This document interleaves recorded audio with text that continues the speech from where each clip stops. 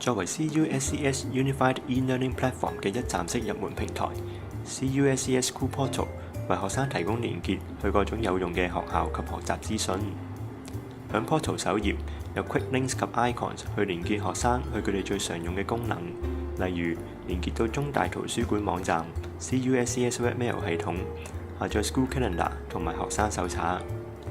亦有 School Announcement 專欄，等學生可以一次過睇晒學院嘅最新動態，例如學院行政組嘅通告、學會舉辦嘅活動等等。同學只要 click 一 click 標題，就可以睇到活動嘅詳細資料，再撳一下報名連結，就可以去到報名系統即時報名。Portal 亦都提供同學校園生活息息相關嘅資訊，同學只要去到 Portal 上面嘅 Info Zone，所有同學校有關嘅資料都詳列出嚟。例如學生輔導及發展服務、常用表格同埋 IT 服務同資源嘅資料，方便同學隨時獲得所需嘅資訊。同學更加可以透過 Portal 嘅 Learning 分頁去使用各種類嘅 e-learning resources， 例如進入學院嘅 e-learning system Moodle 去下載返課程嘅教材、上載 assignments， 亦可以連結到我哋嘅語文學習提升中心 LLEC 嘅網站。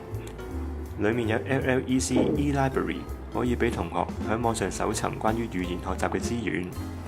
亦有提供一啲互動性質嘅 e-learning resources， 為學生提供更生動有趣嘅學習語言途徑。此外，亦可以連結到中大嘅圖書館，裏面有豐富嘅 e-resources 嚟到幫助學習。對於要向 Portal 發布資訊嘅使用者， Portal 亦係一個非常之簡易使用嘅平台。所有學院使用者無需要有 Web Publishing 或者 Homepage Editing 嘅專業知識，只要佢識得一般電腦操作，就可以向 Portal 上面發布資訊同埋更新內容。例如 Create Announcement， 操作嘅界面同 Microsoft Word 非常類似，只要跟住畫面上面嘅提示，一步一步咁插入文字同埋圖片資訊，就可以向 Portal 上面發布信息啦。